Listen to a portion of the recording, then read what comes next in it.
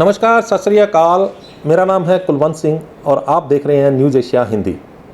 सेहत मामलों को लेकर आज हम एक ऐसे विषय को लेकर आपके सामने आए हैं जिसका सीधा संबंध है बालों से। इंसानी बाल झड़ने क्यों लग जाते हैं, इंसानी बालों में सफ़ेदपन क्यों आ जाता है, तो इस बारे में हम लोग चर्चा करेंगे प्रसिद्ध डॉक्टर NK शर्मा से। MD की हुई है इन्होंने जामनगर से। पटियाला में आयुर्वेदिक कॉलेज में प्रोफेसर रिटायर हुए हैं और आज हम इनसे बात करेंगे कि बाल झड़ने क्यों लगते हैं, बालों में सफ़ेदपन क्यों आ जाता है। डॉक्टर साहब, आपका न्यूज़ एशिया हिंदी में बहुत बहुत स्वागत है। धन्यवाद कुलवंत सिंह जी, आपने बहुत ही अच्छा विषय चुना है जो आज के स्वास्थ्य संदर्भों में बड़ा आवश्यक भी है और ये आज की आवश्यकता भी है कि जिसके कारण मतलब लोगों को बहुत ज़्यादा फ़ायदा हो सकता है। तो ये जो आज का आपने टॉपिक दिया है कि बाल क्यों झड़ते हैं, सबसे कॉमन चीज़ तो इसके अंदर ये है कि जब भी आदमी के जो सामान्य खान पान का जो विवरण या जो जितना मेडिकली होना चाहिए अगर उतना नहीं हो पाता, यानी हमारे खाने के अंदर proteins, fats, carbohydrate, nutrients, minerals, waters, जितनी चीज़ें हमें मतलब चाहिए, जब इनका एक संतुलन होना चाहिए। आयुर्वेद के सिद्धांत भी यही है कि सम दोष सम अग्नि सम धातु मल क्रिया, मतलब हमारे दोष, धातु और मल जो वात पित्त कफ हैं हमारे दोष हैं और 7 धातुएं हैं, रस रक्त मांस में रस्सी मज्जा शुक्र, और इनका मतलब एक संतुलन होना है, वही स्वास्थ्य है। हमारी जो परिभाषा भी यही है कि जिस आदमी की ये सभी चीज़ें ठीक है, दोष धातु मल, वो आदमी स्वस्थ है। तो अगर मतलब हम मतलब इनको बैलेंस करेंगे तो हमारा सारा कुछ ठीक होगा। होता क्या है कि हम लोग जनरली इन हमारे खाने पीने के मामले में या हम तो हमारी रहन सहन, हमारी दिनचर्या, उनके बारे में हम लोग इतना बदलाव ले आते हैं कि जो हमारे शरीर के सारे सिस्टम को पलट करके रख देता, बदल के रख देता है। उसकी वजह से हमें ये उठाने पड़ते हैं। आम तौर पर जो देखा जाता है, हमने जो बालों के कारण मतलब जो बड़ा अच्छा सवाल इनका है कि क्यों गिरते हैं, तो बालों की गिरने मैं अपना भी अनुभव बताऊंगा क्योंकि मेरे खुद के भी बाल सारे गिर गए हैं, तो ये भी एक मतलब प्रश्न है। तो मैंने बड़ा गहराई से अध्ययन किया है कि जो आदमी भुक्तभोगी होता है ना, वो ज़्यादा अच्छे ढंग से मतलब उसका वो कर लेता है कि उसको क्यों हुआ ऐसा। तो मैंने अब इस उम्र में भी मैंने पूरा अनुभव करके देखा है कि मेरी जो गलतियाँ हुई हैं उन गलतियों की वजह से हुआ है। तो सबसे बड़ी गलती तो है हमारी जैसे नमक का ज़्यादा खाना। तो जो लोग नमक बहुत ज़्यादा खाते हैं वो अपने नमक को कंट्रोल करें। अब नमक के बारे में आपका ये सवाल हो सकता है कि कितना खाएं नमक, कम और ज़्यादा का कोई सीधा सा पैरामीटर आपको मैं साइंटिफिक बता देता हूँ कि शरीर के अंदर 3 ग्राम या 4 ग्राम नमक की ज़रूरत होती है हमें। जो बाहरी नमक हम वो चाहे कोई सा, वो ऐसा नहीं है कि हमने सेंधा नमक खा लिया तो चाहे जितना खा लिया या काला नमक चाहे जितना, ऐसा कुछ नहीं है। आफ्टर ऑल सभी होते तो सभी में सोडियम क्लोराइड तो होता ही है, किसी में कम, कोई छोटा भाई कोई बड़ा भाई है, लेकिन होते सभी नमक ही हैं। तो इनकी 3 से 4 ग्राम की मात्रा होती है। अगर हम इससे ज़्यादा लेंगे तो वो हमारे शरीर में पचेंगे भी नहीं और वो हमारे शरीर को ख़राब करेंगे। तो इसलिए हमें मतलब एक तो नमक को कंट्रोल करना है। दूसरी चीज़ें जो हमारे शरीर बालों को ख़राब करती है वो है खट्टी चीज़ें। खट्टी चीज़ों से हमारा ज़्यादातर संबंध है, अचार वगैरह हो गए, तरह तरह की चटनियाँ हो गई, इमली की चटनी है और भी बहुत सारी लोग बना लेते हैं तरह के। तो वो जो खट्टी चीज़ें हैं जब हमारे बॉडी को वो एडजस्ट नहीं कर पाती और हम स्वाद के चक्कर में बहुत ज़्यादा खा जाते हैं, जितनी ज़रूरत नहीं होती उससे ज़्यादा खा लेते हैं ना, तो वो हमारे शरीर का एक बैलेंस से बिगाड़ देती है और इसलिए भी हमें मतलब दिक्कत आती है। तो ये तो न्यूट्रिशनल वाला हो गया। उसके बाद में हमारी जो खाने पीने वाली चीज़ों में अगर हमारा प्रोटीन्स की डाइट पूरी नहीं हुई, जो हमारी पोषक है, जो उसको हम मतलब कहते हैं कि कफवर्धक डाइट, मतलब जो हमारा ग्रोथ फैक्टर है, शरीर के अंदर बाल ही एक ऐसी चीज़ है जिसकी ग्रोथ हर समय होती रहती है। बाल और नाखून 2 ऐसी चीज़ें हैं जो मरने के बाद भी बढ़ते रहते हैं। 24 घंटे तक आदमी के बाल भी बढ़ते रहते हैं और नाखून भी बढ़ते रहते हैं। तो इस ग्रोथ फैक्टर को मतलब अगर हम मतलब ऐसे जो हम प्रोटीन्स अगर प्रॉपर मतलब लेते रहें, जो हमारी शरीर की जितनी रिक्वायरमेंट है उतने हिसाब से अगर खाएंगे तो बिल्कुल हमारा सारा बैलेंस रहेगा। अब कई बार ये भी प्रश्न हो सकता है कि कितना प्रोटीन्स खाना भाई, तो उसमें एक सीधा सा मैं अपना सरल अपना अनुभव वाला बताता हूँ कि अगर आपका वजन 60 किलो है तो मिनिमम आपको 60 ग्राम प्रोटीन की ज़रूरत है। सीधा हिसाब, ये इतना हर कोई खाएंगे तो भी खराब होगा, ज़्यादा खाएंगे तो भी खराब हो सकता है। मतलब उसके आपके शरीर की क्षमता है, पच जाए तो ठीक है, नहीं पचेगा तो ठीक है, वो फिर दिक्कत करेगा। तो इसलिए मतलब मिनिमम कम से कम इतना ज़रूर खाना है आपने कि जितना आपका वजन है उतने ग्राम आपको मतलब प्रोटीन से ले लीजिए। उससे इसी तरह से आपको दूसरे मिनरल्स की भी ज़रूरत है, जो और इसी तरह से आपके कार्बोहाइड्रेट की ज़रूरत है, फैट्स की भी ज़रूरत है, सभी चीज़ों की ज़रूरत है। मतलब ऐसा नहीं कि हमने जो कई बार से अभी कोलेस्ट्रॉल बढ़ गया तो सबने, एक आदमी का कोलेस्ट्रॉल बढ़ गया तो घर में सबका घी बंद कर दिया, एक आदमी को शुगर हो गई तो घर में सबकी चाय फीकी हो गई। ऐसा भी नहीं है, हमें शक्कर की, चीनी की भी ज़रूरत होती है, हमें घी की भी ज़रूरत होती है। ये सभी हमारे न्यूट्रिशन के एक बड़े महत्वपूर्ण अंग है और इनके बगैर हम अपना शरीर नहीं चला सकते। अगर आप नहीं खाओगे तो आपकी चेहरा मुरझाया हुआ रहेगा। अगर आप घी नहीं खाएंगे, आप अगर चीनी नहीं खाएंगे तो आपके चेहरे पे चुस्ती नहीं आएगी, आपकी चमक नहीं आएगी। चीनी मतलब मीठा, मीठा, हाँ, चीनी मीठा तो मतलब कार्बोहाइड्रेट्स के अंदर चीनी है, मतलब मीठा या कोई भी जो भी मीठी चीज़ें, मतलब अगर नेचुरल स्वीट्स हो, जैसे नेचुरल फल वाली हो, गुड़ हो, शक्कर हो, हाँ वो हो। बाकी अपने फल भी जो मीठे फल हैं, अगर आप वो भी खाते हैं तो उनसे भी आपका काम, मतलब उनकी ज़रूरत है आपको शरीर को। तो ये न्यूट्रिशनल डिसऑर्डर हो गया। अगर ये आपने पूरे कर लिए तब भी आपके बाल नहीं गिरेंगे। फिर इसके बाद में आता है हार्मोन्स का डिस्टर्बेंस। अगर आपके थायराइड की ग्लैंड का डिस्टर्बेंस हो गया है, ज़्यादा मतलब लो हाइपोथायराइडिज्म हो गया तो उसके अंदर भी आपके बाल गिर जाएंगे। अगर कोई आपका मतलब उसके अंदर कोई दूसरा टेस्टोस्टेरोन का हार्मोन्स कम हो गया तो उसकी वजह से भी आपको दिक्कत आ सकती है। लेडीज़ के अंदर पीसीओडी वगैरह डिसऑर्डर हो गया, या मतलब फीमेल हार्मोन कम हो गया और मेल हार्मोन्स बढ़ गए, उसका हार्मोन्स का बैलेंस बिगड़ गया तो उसकी वजह से भी आपको मतलब बालों की ये दिक्कत आ सकती है। और इन सब के अलावा मतलब अगर हम लोग मतलब पर्याप्त अच्छी तरह से डाइट खाते हैं और बालों की पूरी केयर करते हैं, बालों को भी हवा पानी सब की ज़रूरत होनी चाहिए, बालों की रोज़ सफाई भी होनी चाहिए, बालों में कंघी भी होनी चाहिए। बहुत सारे लोग कंघी भी नहीं करते हैं। आपने शायद देखा होगा कि पहले पुराने ज़माने में लोग लकड़ी की उससे कंघा आता था, वो लकड़ी का, हाँ, उसका भाव सिर्फ ये था कि अगर हम अपनी स्कल के ऊपर पूरा सर्कुलेशन अगर वो चिबा करके हम करेंगे ना तो खून का कुटेशन, जो कुटेनियस सर्कुलेशन है वो बढ़ जाएगा। वो जो माइक्रो सर्कुलेशन बढ़ जाएगा तो वहीं के वहीं बालों को ताज़ी खुराक मिल जाएगी, ताज़ी खुराक मिलेगी, बालों की ग्रोथ शुरू हो जाएगी। इसलिए लोग, पहले आपने देखे होंगे पुराने ज़माने लोगों के बड़े बड़े बाल होते थे, बहुत मतलब बालों को, लेडीज़ के अंदर तो बालों की सुंदरता का एक प्रतीक माना जाता है कि जिसके सबसे बड़े बाल वो सबसे ज़्यादा सुंदर है। तो वो इस तरह से अगर हम मतलब बालों की अच्छी तरह से रेगुलर कंघी करते हैं तो नेचुरली उसके ऊपर होगा। बाकी ये केमिकल्स की बरतों वगैरह हम लोग समय समय पे कोई ऐसे उपयोग कर लेते हैं कि केमिकल लगा लिया, कोई तेजाब लगा लिया, कोई ऐसा ही जिससे उसको कर्ली कर लिया, कभी और मतलब तरह तरह के रंग बिरंगे उसको कलर नेचुरल से ग्रे कलर कर लिया, किसी ने ब्लैक कर लिया, कोई और सिल्वर कर लिया, ऐसे तो ब्राउन कर लिया। तो ये जो चेंजेस है ना, ये हम अपनी प्रकृति को ख़त्म कर रहे हैं नेचुरली। तो ऐसी चीज़ें भी हमारी बालों को कमज़ोर कर देती है कि उनको नेचुरल ग्रोथ नहीं होती है। तो इसलिए मैं आपको यही कहना चाहूँगा कि अगर हम नेचुरल वे में अगर ये करना चाहें तो इससे आपका पूरा फ़ायदा हो सकता है। अच्छा, एक बात बताइए डॉक्टर साहब के बालों को काला रखने के लिए शरीर का कौन सा हिस्सा या कौन सा अंदर का जो पॉइंट है जो शरीर को, बालों को जो है वो काला रखता है, और क्या हो जाता है जिससे वो बाल जो है वो सफ़ेद होने लगते हैं, वो झड़ने लगते हैं? बहुत अच्छा सवाल है आपका कुलवंत जी।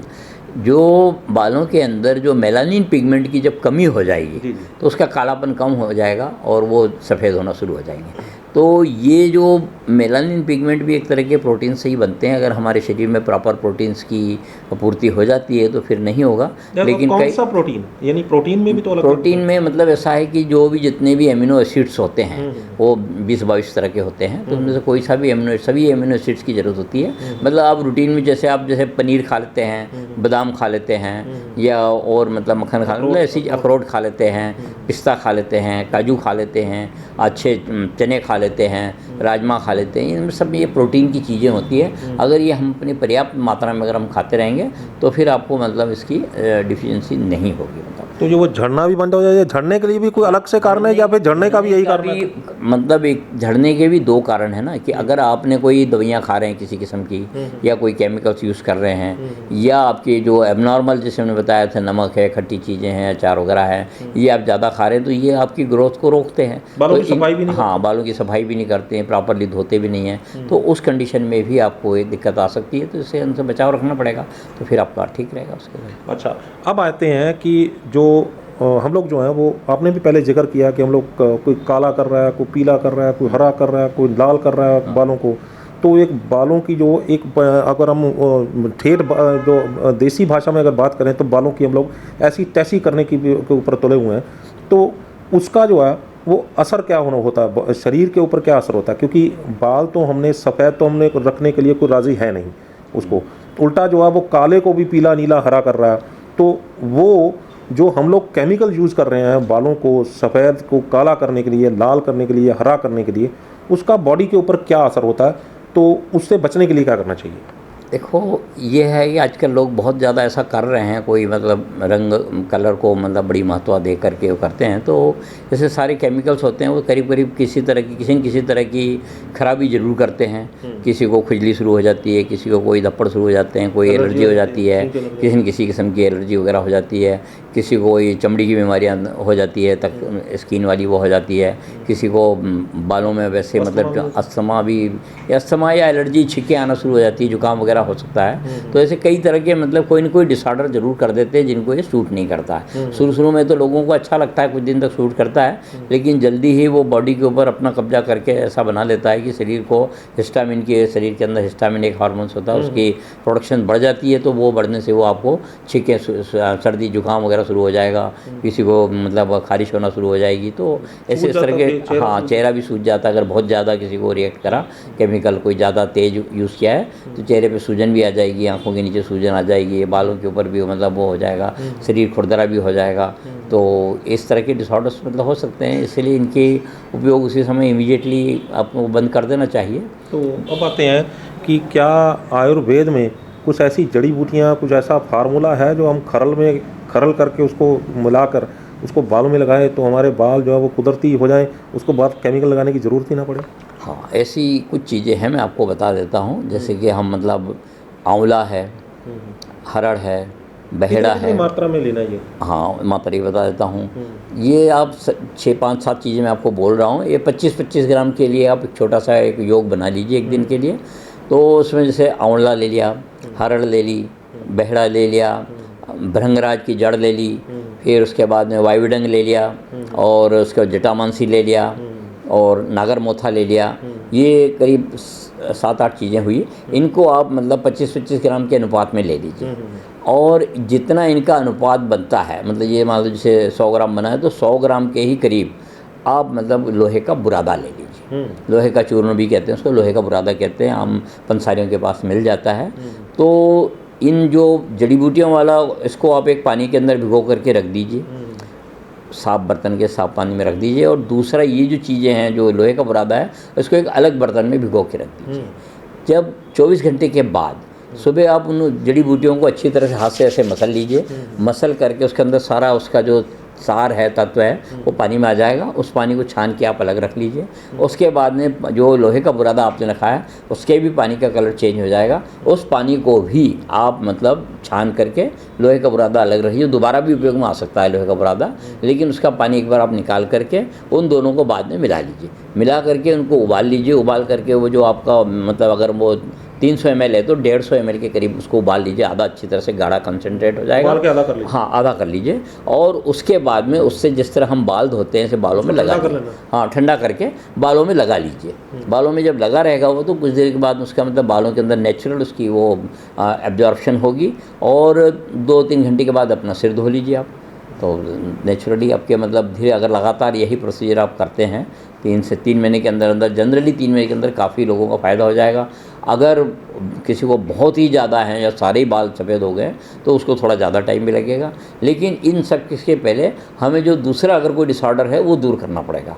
जैसे प्रोटीन्स की कमी है तो उसका दूर करना पड़ेगा। अगर उसको कोई थायराइड वाली बीमारी है तो वो दूर करना पड़ेगा। कोई और एंडोक्राइनल कोई डिसऑर्डर है तो उसको ठीक करने के लिए दवाई लेनी पड़ेगी। तो हाँ, PCOD वगैरह हो गया है, जो भी मतलब अगर कोई हार्मोनल उस तरह से है, या डिफिशिएंसी डिसऑर्डर्स हैं, न्यूट्रिशनल वाला डिसऑर्डर है, बंदा खाना पीता नहीं है, तो उसका उस चीज़ को भी आपको थोड़ा सा वो रखना पड़ेगा। वो पूर्ति करके फिर अगर आप इस दवाई लेते हैं। इसके अलावा कुछ लोग कोई दवाइयाँ खाते हैं, कोई स्टेरॉइड्स खाते हैं, कोई एलर्जी की दवाइयाँ खाता है, तो कई बार इनके भी साइड इफ़ेक्ट होते हैं। खास करके आपने कैंसर की दवाइयाँ जो रेडियोथेरेपी होती है उसमें पूरे के पूरे बाल उड़ जाते हैं। तो ऐसी रेडिएशन वाली थेरेपी वगैरह उसका भी मतलब आप थोड़ा उससे भी बचाव रखना पड़ेगा। इन चीज़ों को बचा करके फिर अगर आप ये वो करते हैं तो आपको पूरी तरह से फ़ायदा मिलेगा। अच्छा डॉक्टर साहब, आपने जो ये बताया कि जो जड़ी बूटियाँ बाज़ार से लानी है, उसको रखना है ऐसे करके, उसको भिगोना है, तो उसको सुबह मसल लेना है, तो ये सवाल ये पैदा होता है कि वो जड़ी बूटियाँ तो बहुत सख्त होती हैं, तो उनको इतनी क्या करते हैं, उसको मसलेंगे तो हो जाएगी, या उसको पीस के उसमें भिगोना है उसको? उसको है ना, जैसे आंवला है उसकी गुठली निकाल कर फेंक दीजिए, उसका जो वो है गूदा है उसको रखना है, पल्प रखना है। और सभी का इसी तरह से कर लो। पानी में जब डाल देंगे तो नरम हो जाएगी, सब जड़ी बूटियाँ ही हैं, कोई दिक्कत नहीं आएगी। उसको थोड़ी मसल करके उसका 24 घंटे के अंदर अंदर उस जड़ी बूटी के अंदर जितना भी सार तत्व है वो सारा उस पानी में आ जाएगा बस। और उसके बाद फिर हम उसको मसल करके, इसको हम आयुर्वेद में फांट कल्पना कहते हैं, फांट बोलते हैं, मतलब कि ये ठंडा काढ़ा जिसको कह सकते हैं। तो उसमें सारा उसका सार आ जाए, उसको मसल कर ये रख लीजिए आप, फिर और उसको उपयोग में ले लीजिए। अच्छा, ये पहले दिन से ही इसका उसमें फ़ायदा होना शुरू हो जाता है, काले होने शुरू हो जाता है, या फिर इससे समय लगता है उसमें? थोड़ा समय लगता है, एकदम से पहले दिन में तो नहीं होगा, लेकिन अगर 6-7 बार वो हो तो वो कर लेना। तो उस कंडीशन में अगर हम मतलब उसमें जो 5-7 दिन, मतलब 5-7 टर्म या 10 टर्म या 2-3 महीने तक लगातार अगर आदमी प्रयोग करता है तो उसके बालों के ऊपर निश्चित रूप से फ़र्क पड़ेगा। और उसकी दूसरी सारी डिफिशेंसी ये रूटीन का यही है और इससे हो जाता है ठीक जी। तो क्या बाल झड़ने भी इससे बंद हो जाते हैं, या फिर इसके लिए कुछ और करना पड़ा, खाना पीना पड़ता है जिससे वो बाल झड़ने बंद हो जाएं? बाल झड़ने भी ये उसके कारण भी यही है। सफ़ेद होना तो जनरली मिलन पिगमेंट्स की कमी वगैरह की वजह से है, तो वो हम लोग प्रोटीन्स वगैरह की डाइट से कर लेंगे। बाल झड़ने के कारणों में जैसे ज़्यादा हमारी फास्ट फूड वाली, जंक फूड वाली चीज़ें हैं, या और कोई हम एसिडिक चीज़ें ज़्यादा खा रहे हैं, खट्टा खा रहे हैं, नमकीन खा रहे हैं, और नमकीन चीज़ें बाज़ार में बहुत सारी की मिलती है।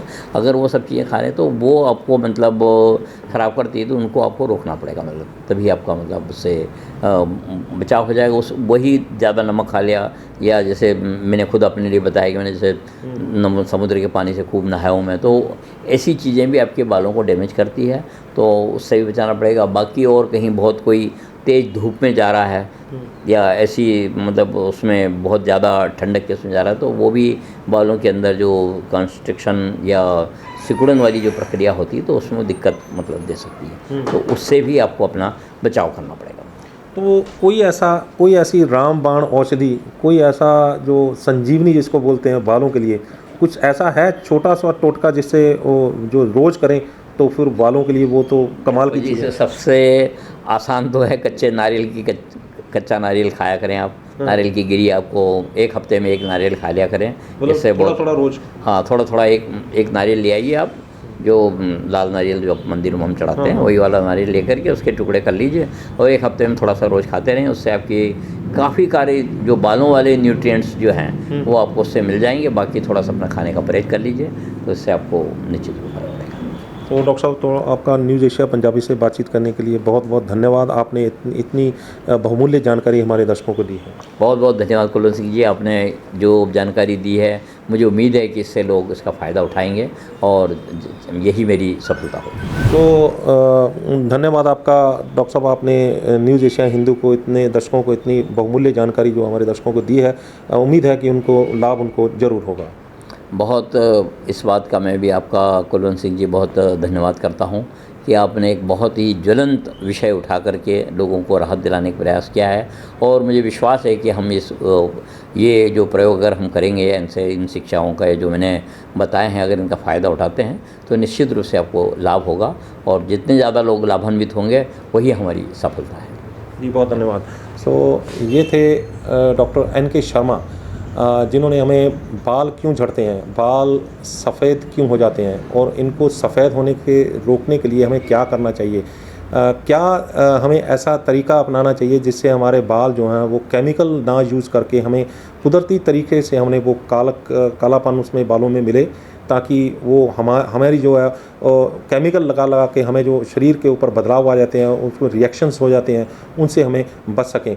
किस तरह से हम लोग जो, उन्होंने एक फार्मूला भी बताया है, जो फार्मूला अगर आप ध्यान से सुने, उनको लिख लें, तो खुद भी जो है वो अपने घर पे ही वो अपनी वो औषधि तैयार कर सकते हैं, जिससे अपने बाल जो हैं वो अपने खुद काले कर सकते हैं, और उस केमिकल से भी बचा जा सकता है। कुछ चीज़ लगाने के बाद डॉक्टर साहब का कहना है कि 6 महीने तक अगर इसको लगातार लगाते हैं तो कुदरती तौर पर जो है वो बाल काले हो जाते हैं। ये आपको ये बातचीत कैसे लगी, इसकी राय हमें हमारे कमेंट बॉक्स में ज़रूर देंगे।